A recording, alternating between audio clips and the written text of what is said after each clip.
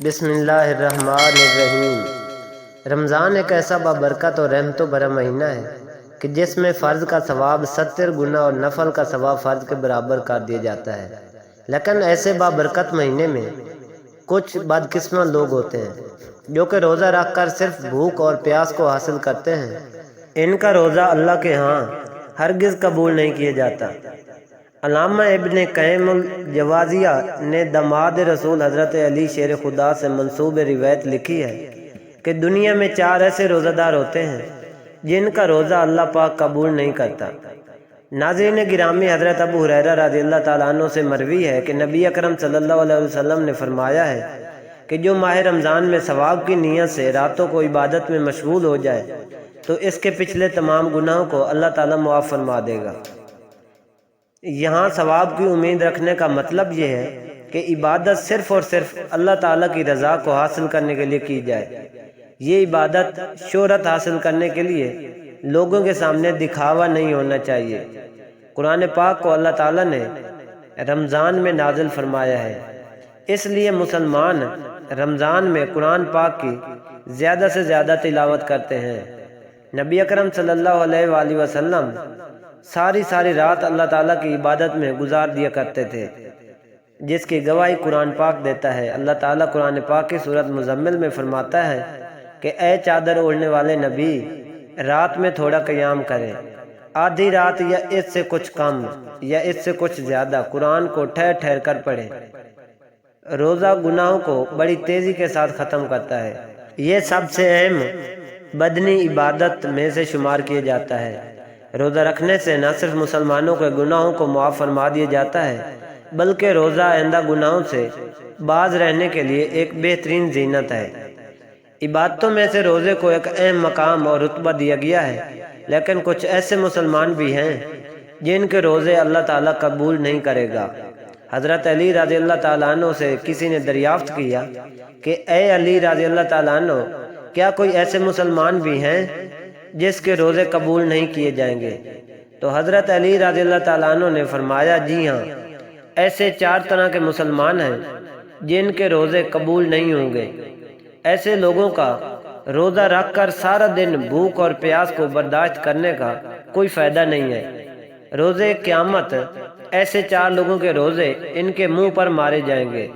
پوچھا گیا کہ اے علی رضی اللہ تعالیٰ عنہ، وہ کون سے 4 لوگ ہیں؟ تو حضرت علی رضی اللہ تعالیٰ عنہ نے فرمایا کہ نمبر 1، اپنے شوہر کی نافرمان بیوی، اس کا روزہ کبھی قبول نہیں ہوتا جب تک وہ سچے دل کے ساتھ توبہ نہ کر لے۔ پیارے دوستو، حضرت علی رضی اللہ تعالیٰ عنہ کو اللہ تعالیٰ نے بے شمار علم کے ساتھ نوازا ہے۔ یہی وجہ ہے کہ رسول اکرم صلی اللہ علیہ وآلہ وسلم نے فرمایا کہ میں علم کا شہر ہوں اور علی شہر کا دروازہ ہے۔ چنانچہ حضرت علی رضی اللہ تعالیٰ عنہ نے فرمایا ہے کہ جس عورت کا خاوند اس سے ناراض ہے تو اس عورت کا روزہ قبول نہیں ہوگا۔ سارا دن بھوک اور پیاس کے علاوہ اس کو کچھ حاصل نہیں ہوگا۔ نافرمان بیوی کا روزہ اللہ تعالیٰ کے ہاں اس وقت تک قبول نہیں ہوتا جب تک کہ وہ سچے دل کے ساتھ توبہ نہ کر لے۔ قرآن پاک کی سورۃ روم میں آیت نمبر 21 میں، جس کا ترجمہ یوں ہے کہ اس کی نشانیوں میں سے ہے کہ تمہاری ہی جنس سے بیویاں پیدا کی گئی ہیں تاکہ تم آرام پاؤ، اور اس نے تمہارے درمیان محبت اور ہمدردی قائم کر دی۔ یقیناً غور و فکر کرنے والوں کے لیے اس میں بہت زیادہ نشانیاں ہیں۔ قرآن پاک کی سورۃ النساء آیت نمبر 23، جس کا ترجمہ یوں بیان کیا جاتا ہے کہ مرد عورت پر حاکم ہے، اس وجہ سے کہ اللہ تعالیٰ نے ایک دوسرے پر فضیلت دی ہے۔ اس وجہ سے مردوں نے مال خرچ کیے ہیں۔ نیک فرما بردار عورتیں خاوند کی غیر موجودگی میں حفاظت نگہداشت رکھنے والیاں ہوتی ہیں، اور جن عورتوں کی نافرمانی اور بد دماغی کا تم کو خوف ہو انہیں نصیحت کرو اور ان کو الگ بستر پر چھوڑ دو۔ اگر وہ باز نہ آئیں تو پھر ان کو مار کی سزا دو۔ اگر وہ تابعداری کریں تو ان پر راستہ تلاش نہ کرو۔ بے شک اللہ تعالیٰ بڑی بلندی اور بھلائی والا ہے۔ حضرت حسین ابن محسن رضی اللہ تعالیٰ عنہ سے مروی ہے کہ ان کی پھوپھی کسی ضرورت سے رسول اکرم صلی اللہ علیہ وسلم کی بارگاہ میں آئی۔ جب وہ واپس جانے لگی تو نبی اکرم صلی اللہ علیہ وسلم نے ان سے پوچھا کہ تمہارا تمہارے شوہر کے ساتھ سلوک کیسا ہے؟ انہوں نے جواب دیتے ہوئے کہا کہ میں اس کی ہر ضروریات کو پورا کرتی ہوں، اپنی طرف سے تو کوئی شکایت کا موقع نہیں دیتی ہوں۔ نبی اکرم صلی اللہ علیہ وآلہ وسلم نے فرمایا کہ اپنے خاوند کا پورا خیال رکھا کرو، وہی تمہاری جنت اور جہنم ہے۔ اگر اس کے ساتھ اچھا سلوک کرو گی تو جنت میں جاؤ گی، اگر اس کے ساتھ بد سلوکی رکھو گی تو جہنم میں جاؤ گی۔ نبی اکرم صلی اللہ علیہ وآلہ وسلم کا فرمان ہے کہ جو عورت پانچوں نمازوں کی پابندی کرتی ہو، رمضان کے سارے روزے رکھتی ہو، اپنی شوہر کی خواہش کے مطابق رہتے ہوئے زندگی بسر کرے، تو اللہ تعالیٰ کی طرف سے ایسی عورت کو کھلی اجازت ہوگی کہ وہ جنت کے جس دروازے سے چاہے جنت میں داخل ہو سکتی ہے۔ ان کے علاوہ اور بھی کافی اللہ تعالیٰ کے ارشادات اور نبی اکرم صلی اللہ علیہ وآلہ وسلم کی احادیثوں میں ذکر ہے، جس میں ایک عورت کو اپنے شوہر کے ساتھ اچھا سلوک کرنے کی اہمیت بیان کی گئی ہے۔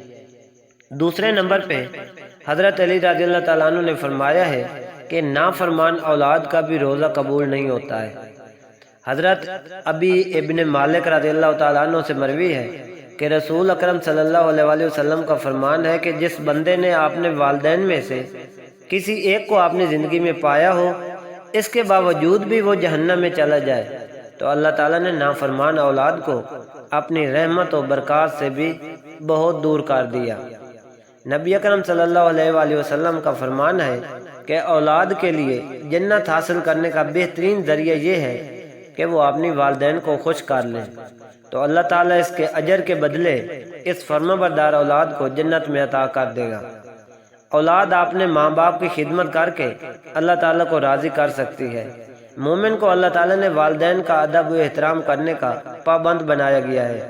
جب والدین بڑھاپے کو پہنچ جائیں تو اس کی ہر جسمانی اور اخلاقی ضروریات کا خیال رکھیں۔ دنیا میں اللہ تعالیٰ کی ذات کے بعد سب سے زیادہ احسان ماں باپ کا ہوتا ہے، اس لیے فرمایا گیا ہے کہ جو بندہ والدین کا نافرمان ہے تو اس کا روزہ قبول نہیں کیا جائے گا۔ تیسرے نمبر پہ وہ غلام جو اپنے مالک کو چھوڑ کر بھاگ گیا ہو، جب تک وہ غلام اپنے مالک کے پاس نہیں آ جاتا ہے تب تک اللہ تعالیٰ اس غلام کے روزے کو قبول نہیں کرتا۔ اور چوتھے نمبر پہ حضرت علی رضی اللہ تعالیٰ عنہ کا فرمان ہے کہ جو بندہ اپنے امام کی اطاعت نہیں کرتا، اس کا نافرمان ہے، تو اس کا روزہ بھی قابل قبول نہیں ہے۔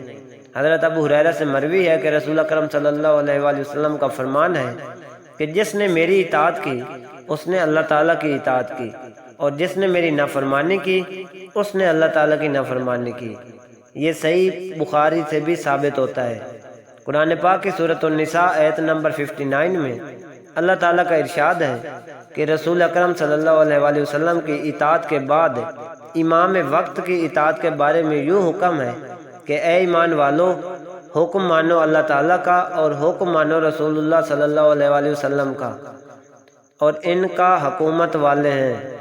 قرآن مجید اور حدیث محمدی صلی اللہ علیہ وآلہ وسلم تم میں موجود ہیں۔ رسول اکرم صلی اللہ علیہ وسلم کی اطاعت کے بعد تم پر اپنے امام یعنی جو امیر ہے، جو اس وقت حکومت کر رہا ہے، اس کی اطاعت کرنا تم پر لازمی قرار دی گئی ہے۔ حدیث مبارکہ کے آخری حصے میں یوں فرمایا گیا ہے، جس نے اپنے امیر کی اطاعت کی اس نے رسول اکرم صلی اللہ علیہ وآلہ وسلم کی اطاعت کی، اور جس نے اپنے امیر کی نافرمانی کی اس نے میری نافرمانی کی۔ پیارے دوستو، اللہ تعالیٰ نے ہم پر رمضان کا مبارک مہینہ اس لیے نازل فرمایا ہے کہ ہم نیک کام کر کے دوسرے مہینوں کی نسبتوں لاکھوں درجے زیادہ نیکیاں حاصل کر کے اپنی بخشش کے حقدار بن سکیں۔ پیارے بھائی، ہم کو اپنے آپ پر غور کرنا چاہیے کہ ہم میں سے کسی میں یہ چار باتیں تو نہیں پائی جاتی۔ اگر ہم میں کوئی ایک بات بھی موجود ہے تو ہم کو چاہیے کہ فوراً اللہ تعالیٰ سے سچے دل سے توبہ کریں، تاکہ اللہ تعالیٰ کے ہاں ہمارا بھی روزہ قابل قبول ہو جائے۔ اللہ تعالیٰ سے دعا ہے کہ اللہ تعالیٰ ہم کو ان چار برائیوں سے بچنے کی توفیق عطا فرمائے اور ہمیں نیک عمل کرنے کی توفیق عطا فرمائے۔